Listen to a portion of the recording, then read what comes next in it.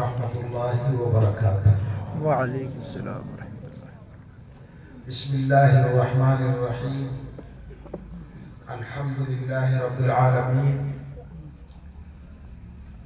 والصلاة والسلام على سیدنا محمد وعلى آلہ وصحبہ اجمعین۔ اما بعد فاعوذ باللہ من الشیطان الرجیم۔ بسم اللہ الرحمن الرحیم۔ فمن يعمل مثقال ذرة خيرا يره ومن يعمل مثقال ذرة شرا يره۔ صدق اللہ العظیم۔ بزرگوں، بھائیوں، اسٹیج پر تشریف فرما علماء حضرات اور طلباء عزیز، تین مختصر باتیں عرض کرنی ہیں۔ پہلی بات ہے خاص اس مدرسے کے تعلق سے، دوسری بات ہے عام تمام دینی تحریکات اور مدارس کے تعلق سے، اور تیسری بات ہے ہم سب کے تعلق سے وہ بات جو ابھی حضرت نے فرمائی، بس اسی کی تھوڑی سی تفصیل۔ میرے بھائیوں، پروگرام ہوا، طلباء عزیز نے اپنے پروگرام پیش کیے، کوئی بچہ قرآن پڑھتا ہے، کوئی نعت نظم سناتا ہے، کوئی تقریر کرتا ہے۔ سارے بچوں نے اپنے اپنے پروگرام پیش کیے، اور ہمارا تصور یہ ہے کہ جتنا علماء یہاں پر بیٹھے ہوئے ہیں، ہر بچہ 100% کامیاب ہے۔ یہ بچے مدرسے کے حوالے ہوئے، اساتذہ نے محنت کی تو اس قابل ہوئے کہ اپنے دل کی بات جو استاد نے ان کو یاد کرائی، بے فکر ہو کر، لیڈر ہو کر اپنی بات مائک کے سامنے کہہ رہے ہیں۔ ورنہ میرے بھائیوں، اس مائک کے سامنے آ کر اپنے دل کی بات کسی کے سامنے رکھنا، اپنے جذبات پیش کرنا، یہ آسان کام نہیں ہے، ایک سچی کارگزاری ہے۔ ہماری میوات کے ایک بڑے چودھری جماعت میں گئے، مشورہ ہوتا ہے، بات چیت طے ہوتی ہے، یہ ترتیبی بات، یہ صاحب اعلان کریں گے۔ 15 دن تک ان کا نام نہیں آیا، مشورے میں کوئی ذمہ داری ان کو نہیں ملی۔ تو انہوں نے امیر صاحب سے کہنا شروع کیا کہ اپنے ہی آدمیوں کو ذمہ داری دے رہے ہو، ہمارا تو نام ہی نہیں لیتے ہو۔ امیر صاحب کو یہ کمزوری معلوم تھی کہ یہ چودھری صاحب گاؤں کے چودھری ہیں، دین کی بات کے چودھری نہیں ہیں۔ ان کو معلوم تھا، اس لیے بچ رہے تھے، لیکن جب انہوں نے اصرار کیا تو کہا بھئی اعلان آپ کے ذمہ آج کا۔ تو ان کو صرف اعلان کرنا تھا، اور ایک مختصر سی بات کہ باقی نماز کے بعد سب حضرات تشریف رکھتے ہیں، میوات سے جماعت آئی ہے، دین کی بات ہے، اتنا کہنا ہے۔ صبح سے اس کو یاد کرنا شروع کیا۔ دعوت کی برکت سے اللہ تعالیٰ نے امت کا حلیہ بھی ٹھیک کیا ہے۔ حضرت نے ابھی شکوہ کیا اور وجہ شکوہ فرمایا کہ پگڑی اور صافہ تہبت کہاں گیا۔ معاویہ صاحب رحمۃ اللہ علیہ کی دعوت یہ بھی تھی کہ میرے وادی اپنا صافہ اور تہبت چھوڑ مت دینا، یہ بھی دعوت کی حضرت تھی، ایک مقصد ہو گیا ہو۔ تو دعوت کی برکت سے امت کا حلیہ بدلا ہے۔ ابھی آپ مہاراشٹر چلے جائیے، گجرات کے کچھ علاقوں میں چلے جائیے تو اکثر دعوت کے ساتھیوں کا لباس، تجار کا لباس، علماء کا لباس ہو گیا۔ تو وہ مہاراشٹر کے ایک علاقے میں تھے، صبح سے شام تک اعلان یاد کیا، اور جس وقت مغرب کی نماز کھڑی ہوئی یا عصر کی نماز کھڑی ہوئی تو انہوں نے دیکھا کہ ابھی پہلی صف میں کچھ لوگ ہیں، تو اعتماد بحال تھا کہ میں اپنی بات بھرپور طریقے سے کہہ پاؤں گا۔ لیکن شہروں میں عام طور سے تاجر لوگوں کے طریقہ یہ کہ عین وقت پر دکان چھوڑ کر آتے ہیں اور فٹافٹ مسجد میں۔ تو ایسے جیسے نماز شروع ہوئی، پہلی رکعت، دوسری رکعت، پوری مسجد پیچھے تک بھر گئی، اور سب کے عالمانہ لباس اور عالمانہ صورت۔ اب یہ ہمارا گاؤں کا ذمہ دار اعلان کرنے کے لیے کھڑا ہوا، اور اس نے دیکھا تو یہ سمجھا، غلط فہمی ہو گئی کہ سارے مہاراشٹر کے علماء میرا اعلان سننے کے لیے اکٹھے ہو گئے۔ بس یہ بات دماغ میں آنی تھی، یہ بات دماغ میں آنی تھی کہ کھڑے ہو کر جیسے ہی یوں دیکھا سب کچھ غائب ہو گئے، اور پہلا لفظ ہی آتے رہا، باقی نماز کے بعد سامنے ایک ساتھی بیٹھا ہوا تھا، اس نے ایسا ہونٹ ہلایا مدد کے لیے، تو وہ چالو ہو گیا۔ تو اتنا تو یاد آتے باقی نماز کے بعد، لیکن آگے کی عبارت میں گڑبڑ کر گیا اور بھائی اس نے کہا کہ باقی نماز کے بعد سب بھائی تشریف رکھیں، کے بعد سے بارات آئی ہے کوئی جاوے بھر جائے تو بیوات کی سماعت بیوات کی برات بن گئی۔ لیکن میں آپ سے گزارش کرتا ہوں کہ اتنے سارے بچے جنہوں نے اپنا پروگرام پیش کیا، بتائیے کسی بچے کے ساتھ اس طرح کا حادثہ ہوا؟ مجھے عام طور سے بچوں کے اس پروگرام کے بعد بولنے میں بڑی دقت ہوتی ہے۔ اب یہ اتنی فصیح بڑی تقریر کر کے جاتے ہیں، ہاتھ پھینکتے ہیں، ایسے بیان کرتے ہیں، اس کے بعد ہمارا نمبر آتا، ہم لوگ تو کمزور ہیں، اس طرح کی تقریر نہیں جانتے، تو مجھے بہت احساس ہوتا ہے۔ اللہ رب العالمین نے بچوں کو ایسی صلاحیت سے نوازا، ان کے اساتذہ نے محنت کی، کوئی بھی بچہ ایسا نہیں تھا کہ ذرا سی بھی جھجک اس کی طبیعت میں ہو یا ڈر ہو، بالکل بھی ڈر ہو کر اس کی بات ہے۔ یہ تو ایک وقتی کام تھا، بچوں کو تیار کیا گیا، بچوں نے پروگرام پیش کیا، 100% بچے کامیاب ہیں۔ ایک اور کام ہے اندر کا تعلیم کا۔ میں نے براہ راست امتحان نہیں لیا، میرے ساتھ ایک قاری صاحب گاڑی میں سے، وہ بار بار یہاں آتے رہتے ہیں، انہوں نے مجھ سے کہا، میں ان کی بات نقل کر رہا ہوں، مدرسے کے چکا وہ بھی کام ہے اندر کا، انہوں نے مجھ سے کہا کہ الحمدللہ بچوں کی تعلیم کا انتظام بھی بہت اچھا ہے اور بچے اچھا سیکھ رہے ہیں، اچھا پڑھ رہے ہیں۔ تو مدرسے کے دونوں کاموں کی اچھی شہادت ہمیں مل گئی، ایک کو ہم نے آنکھوں سے دیکھ لیا اور ایک سچے مومن سے ہم نے اپنے کانوں سے سن لیا۔ اس لیے مدرسے کے تعلق سے تو مفید بات یہ تھی کہ یہ مدرسہ اچھا کام کر رہا ہے، آپ حضرات اس کا تعاون کر رہے ہیں، تو آپ بھی اہل مدرسہ بھی مبارکبادی کے مستحق ہیں۔ اللہ پاک بھرپور کامیابی نصیب فرمائے۔ آمین۔ دوسری بات جو عام مدرسوں کے تعلق سے ہے وہ اس مدرسے کے لیے بھی ہے۔ یہ مدرسے میرے بھائی کیا کام کر رہے ہیں؟ یہ وہی کام کر رہے ہیں جو اللہ رب العالمین نے اپنے پاک پیغمبر حضرت محمد رسول اللہ صلی اللہ علیہ وسلم کو دیا۔ آپ کو کیا کام دیا؟ کیونکہ علماء سب جانتے ہیں، آپ میں سے بھی اکثر جانتے ہیں، پیغمبر صلی اللہ علیہ وسلم جب تقریباً 40 سال کے ہوئے، اس سے 6 مہینے پہلے ایک سال کا وقفہ ایسا تھا جو آپ کی بہت زیادہ بے چینی کا وقت تھا، آپ بہت حیران اور پریشان رہتے تھے۔ قرآن نے کہا ہے، قرآن نے کہا ہے، ہم نے آپ کو حیران اور سرگرداں پایا تو ہم نے آپ کو ہدایت دی۔ اس وقت آپ کا حال کیا تھا؟ عام طور سے آپ توشہ لے جایا کرتے تھے اور ہیرا نامی پہاڑ کی غار میں بیٹھتے تھے، وہ تنہائی کی جگہ تھی، وہاں ایک چھوٹا سا سوراخ تھا، کعبۃ اللہ کی زیارت بیٹھ کر وہاں سے کرتے تھے اور فارغ اوقات میں یہ دعا مانگتے تھے کہ اے اللہ جس کام کے لیے آپ نے مجھے پیدا کیا ہے وہ کام میرے اوپر کھول دیجیے۔ یہ وقت گزرا ہے تقریباً 6 مہینے کا، سال کا، توشہ ختم ہوتا تھا، توشہ لینے جاتے تھے، پھر آ کر بیٹھ جاتے تھے، کئی دن لیالیہ کا لفظ ہے بخاری شریف میں، کئی رات لگاتار اسی غار میں بیٹھے رہتے تھے۔ ایک دن توشہ ختم ہوا تو توشہ لینے کے لیے نکلے تو اسی پہاڑ پر غار سے نکلنے کے بعد چھوٹا سا پہاڑ کے اوپر میدان ہے، وہاں پہنچے، فرشتے جبریل سے ملاقات ہوئی اور پڑھنے کے لیے کہا۔ آپ نے کہا میں نہیں پڑھ سکتا ہوں، آپ یہ سمجھ رہے تھے کہ مجھ سے کچھ پڑھوانا چاہ رہے ہیں، میں پڑھا ہوا نہیں، ماں انا بقارئ۔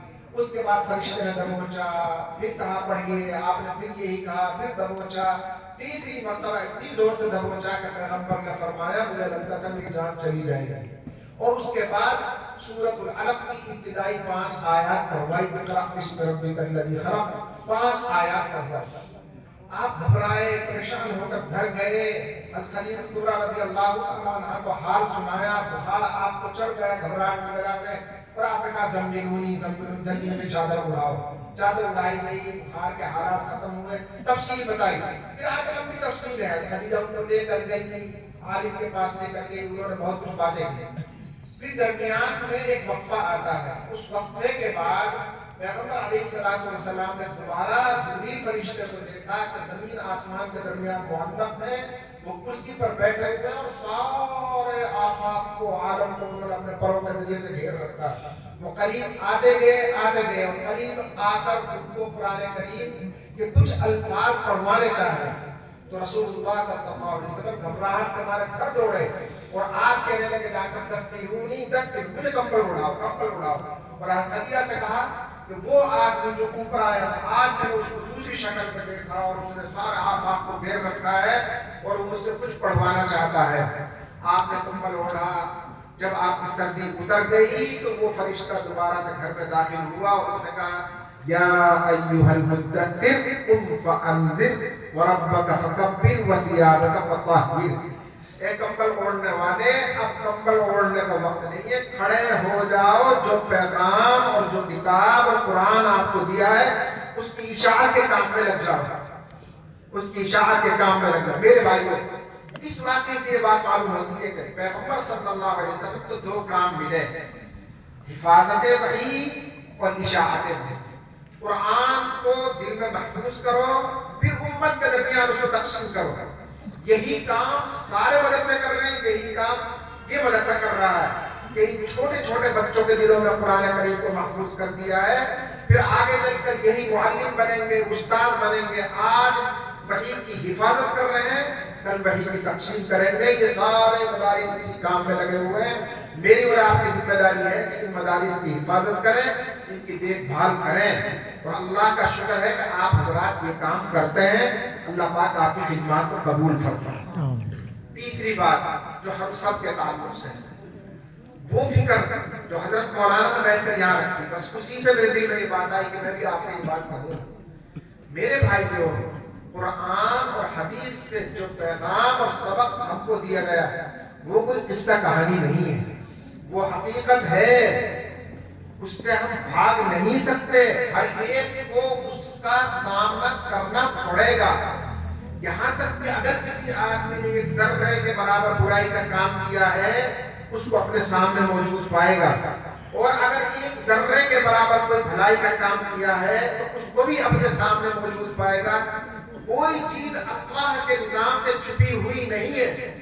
اللہ تعالیٰ نے جو نظام مقرر فرمایا میرے بھائیوں, آج اس کو سمجھنے کے لیے اللہ نے اتنی چیزیں ظاہر فرما دی ہیں کہ ہر چیز کا ریکارڈ ہو رہا ہے, ہر چیز محفوظ ہو رہی ہے.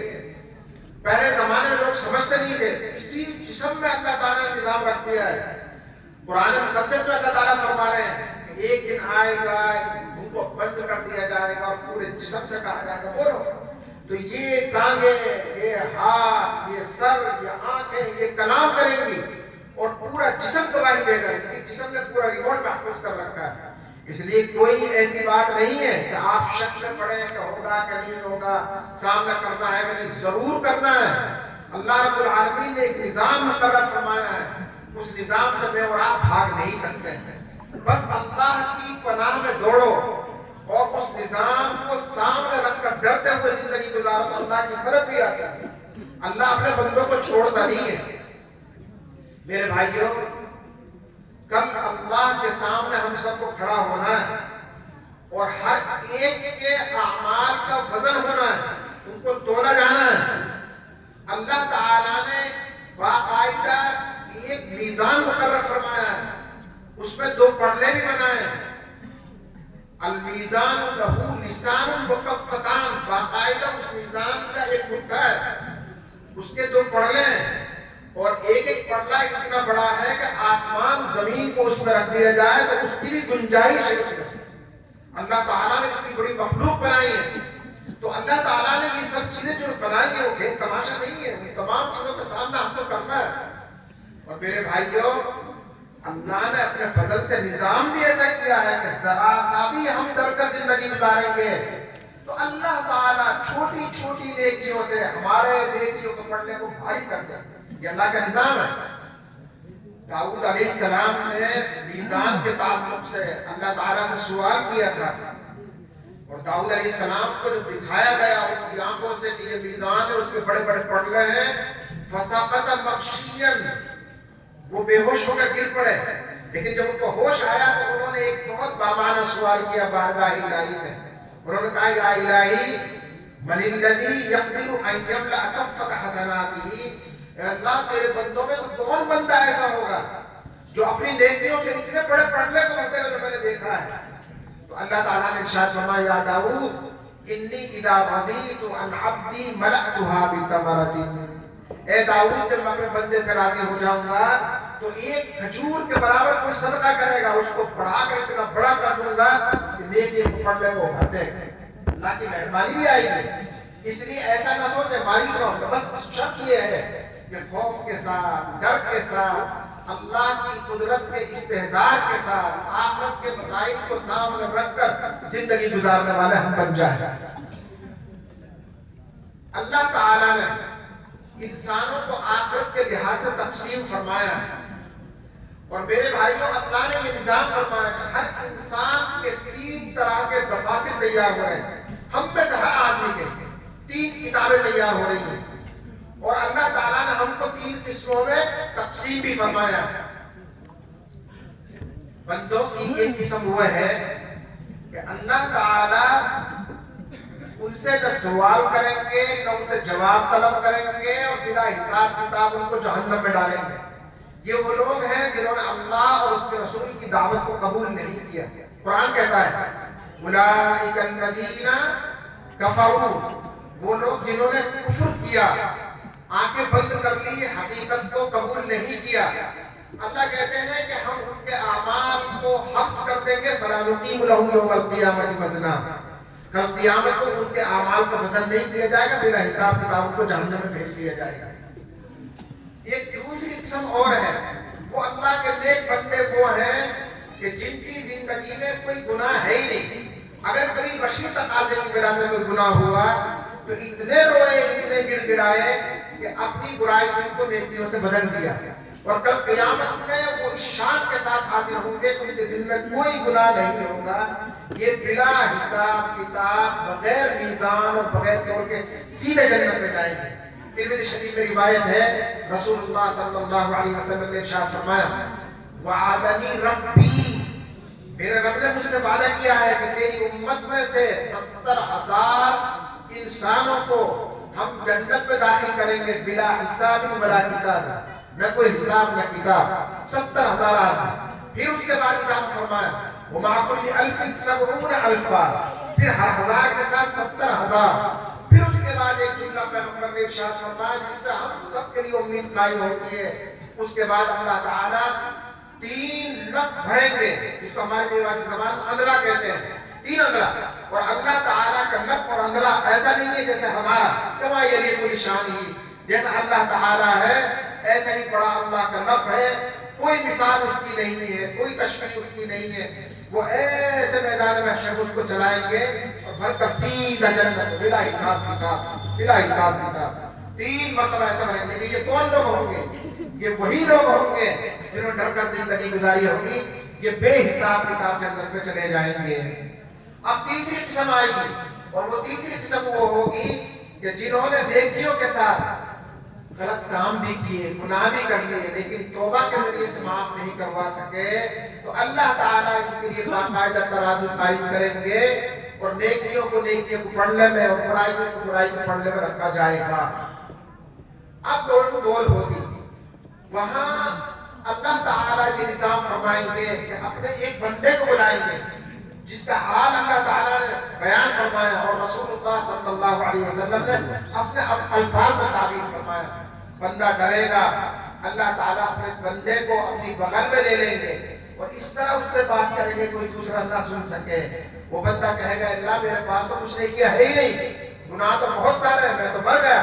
اللہ پاک ارشاد فرمائیں گے گھبرانے کی ضرورت نہیں ہے، آج ہمارے پاس تمہاری نیکیاں ہیں، تم پر کوئی ظلم نہیں کیا جائے گا، ہم تمہاری نیکیوں میں اضافہ کرتے ہیں تمہارے اخلاص کی برکت سے، اور ان کو اضعافاً مضاعفہ کرتے ہیں، اور آخر میں ایک نیکی تمہاری ہمارے پاس ہے، اس کو لے جاؤ، نیکی کو پڑھنے میں ڈالو، تمہارے نیکی کو پڑھنا جھک جائے گا۔ وہ آدمی لے کر جائے گا، اس کاغذ کے ٹکڑے کو اس کو ڈالے گا اور نیکیوں کو پڑھنا جھک جائے گا۔ بندہ تعجب کرے گا یا اللہ یہ کیسے ہو گیا؟ تو اللہ تعالیٰ ارشاد فرمائیں گے پرچی کھول کر دیکھو تو اس پر لکھا ہوگا اشہد ان لا الہ الا اللہ واشہد ان محمد رسول اللہ۔ اللہ کی مدد آئے گی، لیکن یہ انہی بندوں کے لیے ہے جو ڈر کر زندگی گزار کر گئے ہیں، اللہ تعالیٰ ان کو اس طرح نوازیں گے۔ اور میرے بھائی تو اسی طرح کے 3 دفاتر ہمارے لیے۔ نمبر 1 ایسی کتاب اور دفتر جس میں سارے گناہ اور غلط کام لکھے ہوئے ہیں، ایسا دفتر جس میں ساری نیکیاں لکھی ہوئی ہیں، ایک تیسرا دفتر جس میں اللہ تعالیٰ کی نعمتیں لکھی ہوئی ہیں، اللہ کی جن نعمتوں سے ہم فائدہ اٹھا رہے ہیں وہ ساری اس میں لکھی ہوئی ہیں۔ لیکن اللہ کی نعمتوں کی اتنی قیمت ہے کہ اللہ کی ایک نعمت کے مقابلے میں کچھ بندے دیکھیں گے کہ ان کی ساری نیکیاں ایک نعمت کے تقابل میں ختم ہو جائیں گی۔ ایک حدیث ہے جس کو حاکم نے صحیح سند کے ساتھ ذکر کیا ہے اور اس کی تصحیح کی ہے، البانی متشدد ہے، انہوں نے اس کی تضعیف کی ہے، لیکن حاکم نے اس کو صحیح کہا۔ رسول اللہ صلی اللہ علیہ وسلم نے ارشاد فرمایا، بنو اسرائیل میں ایک بندہ تھا جس نے 500 سال اخلاص کے ساتھ بغیر ریا کی عبادت کی۔ اس نے اللہ سے یہ کہا، اے اللہ میں یہ چاہتا ہوں کہ اخلاص والی بغیر ریا کی عبادت مجھے دے دے، اس کا انتظام کر۔ اللہ نے فرمایا جاؤ چلا سمندر میں، سمندر کے قریب گئے، وہاں ایک جزیرہ ظاہر ہوا، 30 بائی 30 ہاتھ لمبی چوڑی چٹان اور 30 ہاتھ لمبی، اس پر اس کو بٹھا دیا کہ یہاں عبادت کر۔ اطراف میں گھنا جنگل اگا دیا، کوئی تجھے دیکھے گا نہیں۔ خوراک کا انتظام، ایک انگلی کے برابر اس چٹان میں سوراخ کر دیا، اس میں سے چشمہ نکلتا تھا۔ ایک انار کا درخت کہیں لگا دیا، وہ روزانہ انار کے درخت سے پھل کھاتا تھا اور پانی پیتا تھا اور عبادت کرتا تھا۔ 500 سال تک لگاتار عبادت کی اس میں۔ یہ واقعہ رسول اللہ صلی اللہ علیہ وسلم سنا۔ جس وقت اس کا آخری وقت آیا تو اس نے ایک دعا مانگی کہ اللہ جب آپ نے میری وہ دعا سن لی اور 500 سال کی بے ریا عبادت کی توفیق دی تو ایک تمنا اور ہے کہ سجدے میں مجھے موت آئے۔ اللہ نے فرمایا تمہاری یہ دعا بھی قبول، اور سجدے میں اس کو موت آئی۔ رسول اللہ صلی اللہ علیہ وسلم نے ارشاد فرمایا آج تک وہ آدمی سجدے میں ہے اور قیامت تک اسی طرح وہ آدمی سجدے میں رہے گا، اور ہم نے انتظام کر دیا ہے کہ کوئی وہاں تک پہنچ نہیں سکے گا۔ اس آدمی کا حال رسول اللہ صلی اللہ علیہ وسلم نے بیان فرمایا کہ کل قیامت میں جب یہ پیش ہوگا تو اللہ تعالیٰ ارشاد فرمائیں گے میرے اس بندے کو میرے فضل سے میری مہربانی سے جنت میں لے جاؤ۔ اب یہ جنت کی طرف چلے گا تو اس کے دل میں خیال آئے گا، بولے گا نہیں، اس کے دل میں خیال آئے گا، خیال یہ کہ میری 500 سال کی بے ریا عبادت اس کا کیا، صرف خیال آئے گا۔ اللہ کہتا میری مہربانی سے میری فضل سے جنت میں چلا جا، یہ 500 سال کی عبادت اس کا کیا ہوا؟ اللہ تعالیٰ دلوں کے حال کو جانتے ہیں، واپس بلائیں گے، ارشاد فرمائیں گے کہ میرے اس بندے کو جہنم کے قریب لے کر جاؤ۔ اب جہنم کی طرف چلیں گے، اس کی لپٹ باہر نکلے گی، اس لپٹ کی وجہ سے پیاس لگے گی، زبان باہر آ جائے گی، کانٹے کھڑے ہو جائیں گے اور یہ آدمی پانی پانی پکارے گا پیاس کی وجہ سے۔ اچانک ایک کٹورا سامنے ظاہر ہوگا، یہ اس کی طرف لپکے گا، کٹورا سامنے سے غائب ہو جائے گا اور غیر سے ندا آئے گی کہ پانی ملے گا، اس کی ایک قیمت ہے اور وہ قیمت ہے 500 سال کی عبادت۔ وہ کہے گا وہ تو میرے پاس ہے، وہ تو میرے پاس ہے، وہ لے لو، یہ کٹورا مجھے دے دو۔ 500 سال کی عبادت لے لی، ایک کٹورا پانی دیا، اس نے وہ پانی پی لیا۔ اللہ پاک ارشاد فرمائیں گے اب اس کو واپس لے کر آؤ کہ میرے بندے 500 سال کی عبادت تو گئی ایک کٹورا پانی میں، اور 500 سال تک جو پانی پیتا رہا، انار کھاتا رہا، ہماری نعمتوں سے فائدہ اٹھاتا رہا، اس کا کیا ہوگا؟ تو 1000 عمل کریں جائیں گے اللہ کی فضل اور اللہ کی مہربانی سے ہی۔ اس لیے ہر حال میں اللہ کا فضل، اللہ کی مہربانی مانگے اور یہ ملے گی اس وقت جب اللہ تعالیٰ سے ڈر کر ہم زندگی گزاریں گے تو اللہ تعالیٰ اپنے فضل سے ان کو بھی جنت میں بھیجیں گے۔ میرے بھائیوں یہ مقام اتنا بھاری ہے کہ خود رسول اللہ صلی اللہ علیہ وسلم نے ایک مرتبہ مضمون ارشاد فرمایا، صحیح حدیث میں یہ مضمون موجود ہے کہ لوگوں سب جنت میں اللہ کی مہربانی سے ہی جائیں گے، اللہ کے فضل سے ہی جائیں گے۔ تو آپ سے صحابہ کرام نے سوال کیا اللہ کے رسول آپ، تو آپ نے فرمایا میں بھی اللہ کے فضل سے ہی جاؤں گا۔ اس لیے میرے بھائیوں خوب عمل کرو، خوب اللہ سے مانگو، خوب ڈر کر زندگی گزارے ہم، اور اللہ کے فضل کے ساتھ اللہ کے فضل پر بھروسہ رکھتے ہوئے اللہ کے فضل کو مانگتے رہیں۔ اللہ کی ذات سے امید ہے، ڈر کر احتیاط کے ساتھ ابھی مولانا نے جو فکر رکھی نمازوں کی پابندی، پورے دین کو اپنانا، اس طرح زندگی گزاریں گے تو آخرت میں ہم ان لوگوں میں شامل ہوں گے کہ جن کو اللہ تعالیٰ بلا حساب کتاب جنت میں داخل فرمائیں گے۔ لیکن کرنے کا کام ہے، کرنے سے ہی ہوگا، صرف خواب سجانے سے نہیں ہوگا۔ اس لیے میرے بھائیوں میری ذمہ داری، ماں بہنوں کی ذمہ داری، آپ سب کی ذمہ داری ہے کہ ایک سچے مسلمان بن کر اپنی زندگی گزاریں اور اللہ کے فضل کے مستحق بنیں۔ اللہ تعالیٰ ہم سب کو اس کی توفیق نصیب فرمائے۔ میں آخر میں ایک مرتبہ پھر اہل مدرسہ کو، آپ اہل علاقے کو مبارکباد پیش کرتا ہوں، پروگرام کی کامیابی پر بھی اور بچوں نے اچھا پڑھا اور اچھا سیکھا اس پر بھی اللہ تعالیٰ آپ تمام حضرات کی خدمات کو قبول فرمائے اور اس مدرسے کو خوب خوب ترقیات سے نوازے۔ وآخر دعوانا الحمدللہ رب العالمین۔